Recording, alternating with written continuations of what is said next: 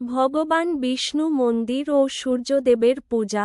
একটি পবিত্র সকাল। প্রতিদিন সকালে সূর্য উঠতেই ভগবান বিষ্ণুর মন্দিরের চারপাশ আলোকিত হয়ে ওঠে।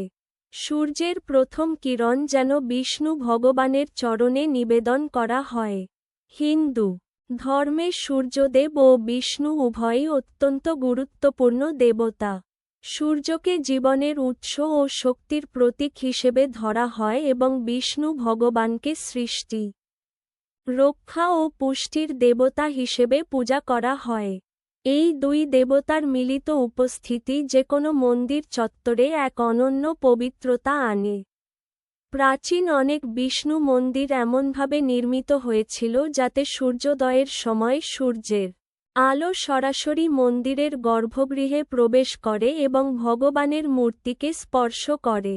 এটি কেবল স্থাপত্যের এক বিস্ময় নয়, এটি ধর্মীয় বিশ্বাসেরও একটি বিশেষ দৃষ্টান্ত। মানুষ মনে করে, এই আলোই সূর্যদেবের পক্ষ থেকে ভগবান বিষ্ণুকে প্রথম প্রণাম। অনেক ভক্ত সকালে সূর্যোদয়ের আগেই মন্দিরে চলে আসেন, যেন তারা এই মহামূল্য সময়ে প্রার্থনা করতে পারেন। মন্দিরের ভিতরে প্রতিদিন ভোরে সুপ্রভাতম পাঠ হয়, যেখানে ভগবানকে জাগ্রত করা হয় মধুর স্তোত্রের মাধ্যমে। এরপর ঘটে প্রাতঃস্মরণ ও স্নান, এবং সূর্য উঠলে অর্ঘ্য নিবেদন করা হয় সূর্যদেবকে। এই অর্ঘ্য দেওয়ার পরেই মূল পূজা শুরু হয় বিষ্ণুর। অনেক সময় ভক্তরা গায়ে গঙ্গাজল ছিটিয়ে, তিলক পরে, ধূপ দীপ জ্বেলে প্রার্থনায় লিপ্ত হন।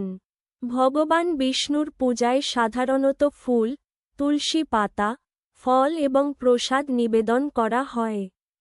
সূর্যদেবের পূজাতেও জল, রক্তচন্দন, লাল ফুল এবং সূর্য নমস্কার একটি গুরুত্বপূর্ণ অংশ। বিশেষ করে মাঘ মাসে বা রথ সপ্তমীর দিন সূর্যদেবের পূজা আরও গুরুত্ব পায়।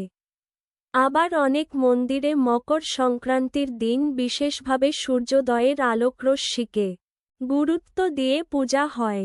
এইসব আচার অনুষ্ঠান শুধুই ধর্মীয় বিশ্বাস নয়, এটি একটি সাংস্কৃতিক ঐতিহ্য যা যুগ যুগ ধরে চলে আসছে। সূর্য এবং বিষ্ণু, এই দুই দেবতার পূজার মধ্য দিয়ে মানুষ আলোর পথ, সত্য ও ধর্মের পথে চলার অনুপ্রেরণা পায়। তারা মনে করে, যেমন সূর্য প্রতিদিন অন্ধকার ভেদ করে আলো এনে দেয়, তেমনি বিষ্ণু ভগবান জীবনের প্রতিটি বাধা দূর করে মঙ্গলময় পথ দেখান।